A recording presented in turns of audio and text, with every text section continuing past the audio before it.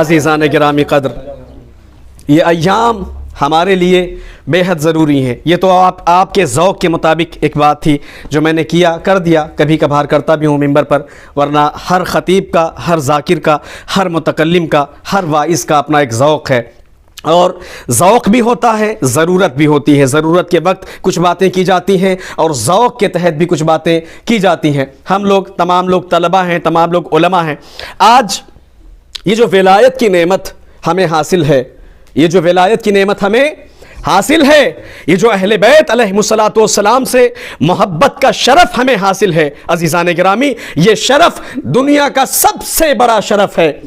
یہ جو اہل بیت کی اتباع، اہل بیت کی اطاعت، اہل بیت کی پیروی، ان کو دوست رکھنا، ان سے محبت کرنا، ان کے نہج پر چلنا، ان کے سیر و سلوک کی پابندی کرنا، یہ ہمارے لیے بڑی عظیم نعمتوں میں سے ہے۔ اور اس عظیم نعمت کو صرف ایک جملے میں اگر میں کہنا چاہوں اور آپ تک پہنچا سکوں تو عزیزان گرامی، اپنی اس بات کی تائید کے لیے صرف ایک چھوٹی سی حدیث جسے بارہا منابر سے اور مساجد سے اور محرابوں سے آپ سنا کرتے ہیں تو آپ میری بات تک پہنچ سکیں گے کہ یہ جو فضل ہے، یہ جو شرف ہے، یہ جو مرتبہ ہے، یہ جو مقام ہے ہمارا، کہ ہم فرش عزا بچھاتے ہیں، فرش محفل بچھاتے ہیں، فرش مجلس بچھاتے ہیں، اور جہاں پر تذکرہ آل محمد علیہ الصلوۃ والسلام کرتے ہیں، اس کا معیار، اس کا مقام، اس کا مرتبہ، اس کا شرف، اس کی بزرگی، اس کی پاکیزگی اور اس کی عظمت و جلالت اہل البیت علیہ السلام کے نزدیک اگر ہم دیکھنا چاہیں تو کلام صادق آل محمد علیہ افضل الصلوۃ والسلام میں دیکھتے ہیں۔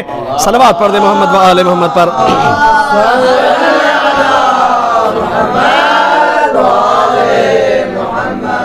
کیا دیکھتے ہیں عزیزان گرامی؟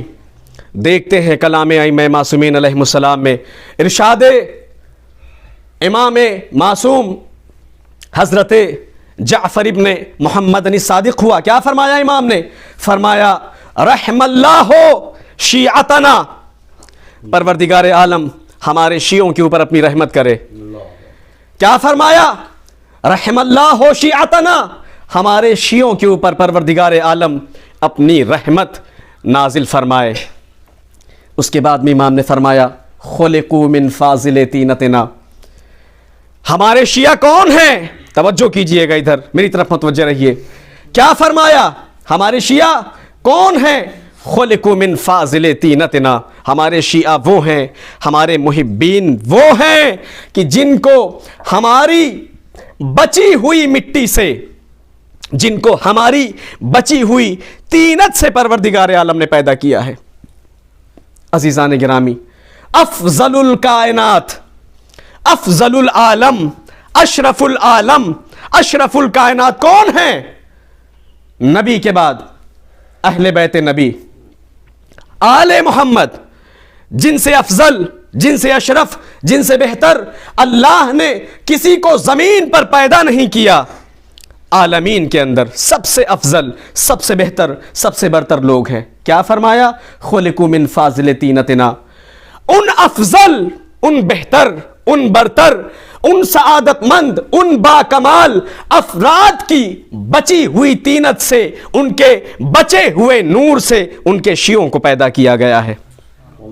یہ فرش عزا پر جو شیعہ، جو محب آل محمد آ کر کے بیٹھ رہا ہے، عزیزان گرامی، اس کا شرف کیا ہے؟ اس کا مقام کیا ہے؟ اس کا مرتبہ کیا ہے کہ وہ یہاں پر آ کر کے بیٹھتا ہے؟ وہ یہ ہے کہ وہ بچی ہوئی مٹیوں سے خلق کیا گیا ہے۔ میں اطالہ کلام نہیں کرنا چاہتا، اپنی گفتگو کو طولانی نہیں کرنا چاہتا۔ انشاءاللہ تعالی پھر کبھی کسی موضوع پر جب میں گفتگو کروں گا، چونکہ اکثر تشیع کے موضوع پر بہت ساری باتیں میں ممبر پہ کیا کرتا ہوں آیات اور روایات کے پیرائے میں، اس وقت آپ انشاءاللہ ان مقامات کو دیکھیں گے۔ مگر یہاں پر اس جملے کے اندر روایت کے امام کے کیا بتانا چاہتے ہیں؟ وہ یہ بتانا چاہتے ہیں کہ یہ شرف ہمارے لیے چھوٹا نہیں ہے، یہ مقام اور مرتبہ ہمارے لیے چھوٹا نہیں ہے کہ ہم فرش عزائے اہل بیت کو بچھاتے ہیں۔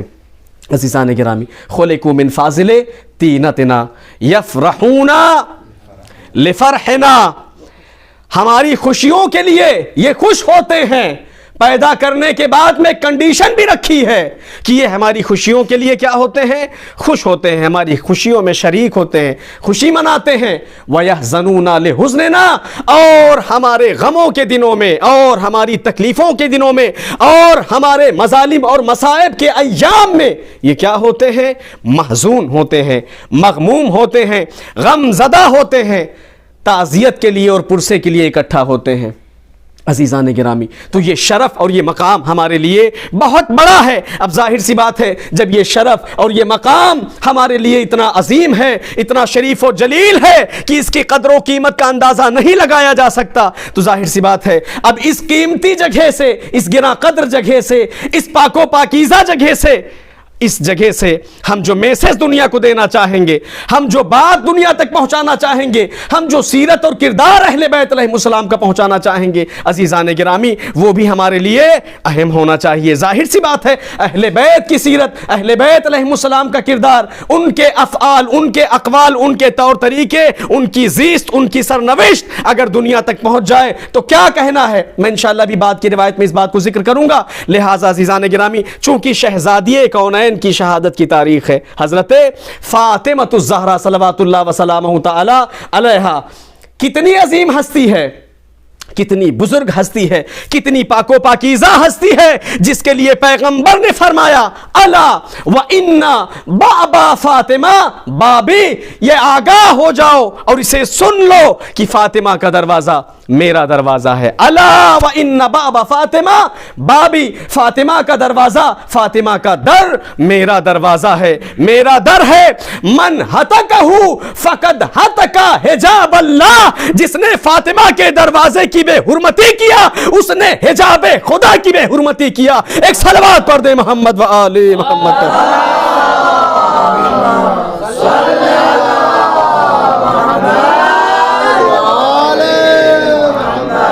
عزیزان گرامی، حرمت علی و فاطمہ، حرمت حسن و حسین، حرمت باقر و جعفر و صادق علیہ السلام کیا ہے؟ ان کے دروازے باب اللہ ہیں، ان کے دروازے حجاب اللہ ہیں۔ عزیزان گرامی، کتنا بڑا مقام و مرتبہ ہے۔ ہم اہل بیت علیہ السلام کے ارشادات میں، ان کے فرامین میں ان چیزوں کو بارہا پڑھتے بھی ہیں اور ممبروں کے نیچے یا ممبروں پر آ کر کے پڑھتے بھی ہیں، سناتے بھی ہیں۔ تو عزیزان گرامی، میں نے ذکر کیا، یہ مقدمے کی گفتگو کو ختم کر کے اپنی منزل کی طرف آ جاؤں، کہ شہزادی حضرت زہرا کی شہادت کی تاریخ ہے۔ ان مجالس کے مقاصد، ان محافل کے مقاصد، ہر شے کا دنیا میں اپنا ایک مقصد ہوتا ہے، ہر شے کا اپنا ایک مقصد ہوتا ہے۔ کوئی بھی فعل دنیا میں انجام نہیں دیا جاتا، کوئی بھی عمل دنیا میں بجا نہیں لایا جاتا، مگر یہ کہ اس کا ایک مقصد ہے، اس کا ایک ہدف ہے، اس کے لیے ایک ضرورت ہے۔ کوئی نہ کوئی ضرورت، کوئی نہ کوئی ہدف، کوئی نہ کوئی مقصد، کوئی نہ کوئی غرض و غایت اس فعل اور اس عمل کے لیے ہوتی ہے۔ ہر شے کے لیے، جو بھی کام، دروازے کے باہر آپ نکلیں، ایک ٹرالی چلانے والے کو آپ دیکھیں، اس کی زندگی کا اپنا ایک مقصد ہے۔ نالے کو صاف کرنے والے کو آپ دیکھیں، اس کی زندگی کا ایک مقصد ہے۔ سڑک کے اوپر گن اور بندوق کو لٹکا کر ایک سپاہی کو آپ کھڑا ہوا دیکھیں، اس کی زندگی کا بھی اپنا ایک مقصد ہے۔ ایک عالم کو کسی مدرسے میں درس و تدریس کرتے ہوئے دیکھیں، اس کی زندگی کا بھی اپنا ایک مقصد ہے۔ ایک وائس کو، ایک متکلم کو ممبر رسول خدا پر آ کر کے اچھی باتیں کرتے ہوئے دیکھیں، اس کی بھی زندگی کا ایک مقصد اور ہدف ہے۔ اس فرش عزا پر بچھا کر کے ہم اکٹھا ہوتے ہیں، اپنی بہت ساری چیزوں کو چھوڑ کر کے۔ پڑھائی چھوڑتے ہیں اس مقصد کے لیے، مقصد بھی ذکر کروں گا میں۔ پڑھائی چھوڑتے ہیں اس مقصد کے لیے، مال و دولت کے حصول کو چھوڑ دیتے ہیں اس مقصد کے لیے، جاہ طلبی کو ترک کرتے ہیں، چھوڑتے ہیں، منصب و مقام کو ٹھوکر مار کے چلے آتے ہیں۔ کس کے لیے؟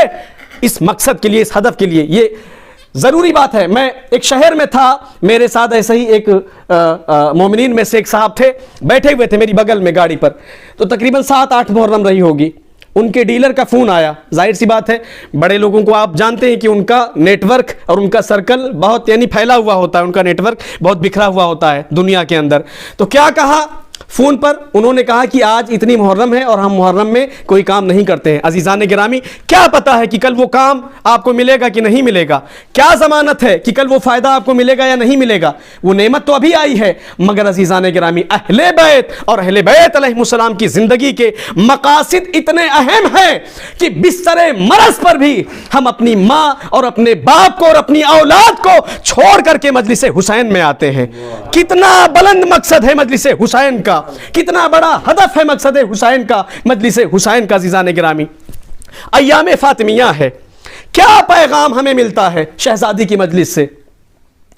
حضرت زہرا کی زندگی سے ہمیں کیا میسج ملتا ہے؟ ہم کن مقام تک پہنچتے ہیں، کن مقاصد تک پہنچتے ہیں، کن راستوں تک پہنچتے ہیں؟ آج اگر ہم زندگیوں کو دیکھیں، گھروں کو دیکھیں، تو آج گھر تباہ ہیں، آج زندگیاں تہس نہس ہو چکی ہیں. آج اگر ہم دیکھیں تو سکون نہیں ہے گھروں کے اندر. عزیزان گرامی میری یہ بات ظاہر سی بات ہے، میں نے مقدمے میں کہا کہ جموں کشمیر سے میں اپنی کچھ باتیں کروں گا جو کہ عام طور پر ممبروں سے شہروں میں یا قریوں میں دیہاتوں میں کیا کرتا ہوں. یہ میسج، یہ پیغام اس بار میں بمبئی میں نہیں ہوں. اگر میں بمبئی میں رہتا تو اس گفتگو کو کرتا، کیونکہ اس پیرائے پر اب تک کی گفتگو میں نے نہیں کیا تھا. کبھی کبھی چھوٹی چھوٹی ٹکڑیوں میں باتیں ہو جایا کرتی ہیں، لیکن میں چاہتا ہوں کہ میں اس کوہستان سے، اس پہاڑی دنیا سے پورے عالم کے لیے ایک میسج اور ایک پیغام پہنچاؤں اور بھیجوں. عزیزان گرامی شہزادی کی مجلس، امام حسین کی مجلس، امام محمد باقر کی مجلس، امام زین العابدین کی مجلس، امام حسن عسکری علیہ السلام کی مجلس، کیا کچھ ہم چھوڑ کر کے اس مجلس میں آتے ہیں، کیا کچھ ترک کر کے ہم اس مجلس میں آتے ہیں، کیا کچھ نعمتوں کی بغیر کسی قدر و قیمت اور پرواہ کیے اس مجلس کے اندر آتے ہیں. عزیزان گرامی ظاہر سی بات ہے ایک انسان کا اس مجلس میں آنے کے لیے فقط اور فقط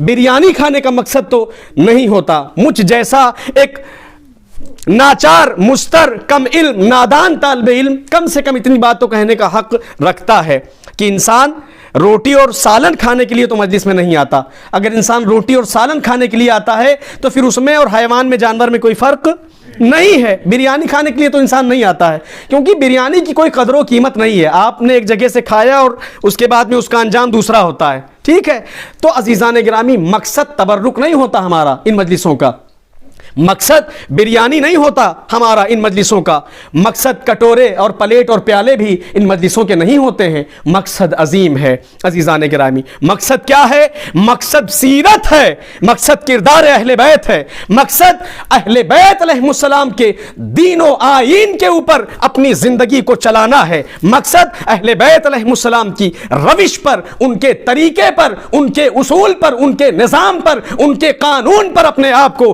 پابند کرنا ہے. کیونکہ اگر انسان اہل بیت کی مجلس میں آ کر کے اور اہل بیت کے نظام و قانون کا پابند نہیں ہو سکتا تو اس میں اور نہ مجلس میں آنے والوں میں کوئی فرق نہیں ہے. اس میں اور مجلس میں نہ آنے والوں میں کوئی فرق نہیں ہے. پوری زندگی ابن ملجم نے کیا کیا ہے؟ محبت کا دم بھرتا رہا. اس کے بعد میں جب مولا کائنات کے سامنے آتا تھا تو کبھی مسکرا کر کے کہہ دیا کہ تو ہی میرا قاتل ہوگا، تو ہی میرا خون بہائے گا، اس داڑھی کو تیری تلوار خضاب کرے گی. یہ روایات کی کلمے ہیں، کوئی قصے کہانی کی بات نہیں کر رہا ہوں. قدموں پہ گر گیا اور تلوار نکال لی، کہا ابھی میرے سر کو مار دیجئے، کاٹ دیجئے مجھے، ابھی کیا کر دیجئے. اور اس کے علاوہ جتنی تاریخیں ہیں، جمل کی تاریخ آپ اٹھا کے دیکھیں، نہروان کی تاریخ آپ اٹھا کر کے دیکھیں، صفین کی تاریخ آپ اٹھا کر کے دیکھیں، تاریخیں اٹھا کر کے دیکھ لیں. دعوے دار بہت ہیں دنیا کے اندر، مگر انجام ان کا کیا ہوا ہے؟ عزیزان گرامی جب سیرت کو اہل بیت کی، جب کردار کو اہل بیت کے، جب دین و آئین کو اہل بیت کے اپنے خون میں، اپنے گوشت میں، اپنے پوست میں، اپنی ہڈیوں میں انسان نہیں رچا اور بسا پاتا ہے تو انسان کیا کرتا ہے؟ اس دروازے کی بے حرمتی کرتا ہے کہ جس دروازے پر ملائکہ مقربین کا نزول ہوا کرتا ہے. عزیزان گرامی جس دروازے پر وحی قرآن آتی ہے اس دروازے کی بے حرمتی کرتا ہے. اس خون کو اپنی تلوار سے، ظلم و جفا کی تیگ سے اس خون ناحق کو زمین پر بہا دیتا ہے جس خون کو سار اللہ کہا جاتا ہے، اللہ کا خون. توجہ فرما رہے ہیں آپ؟ عزیزان گرامی طلباء اور علماء کا مجمع ہے. بہت ساری باتیں میں کر چکا ہوں، کچھ باتیں آگے کر کے اس کے بعد میں زحمت کو تمام کرنے کی کوشش کروں گا تاکہ باریں گرا یہ باتیں نہ ہو. آئندہ ان بقی الحیات انشاءاللہ اگر زندگی رہے گی تو پھر بہت سارے موضوعاتوں پر موضوعات پر آپ سے گفتگو کی جائے گی۔ مقصد کیا ہے؟ سیرت ہے۔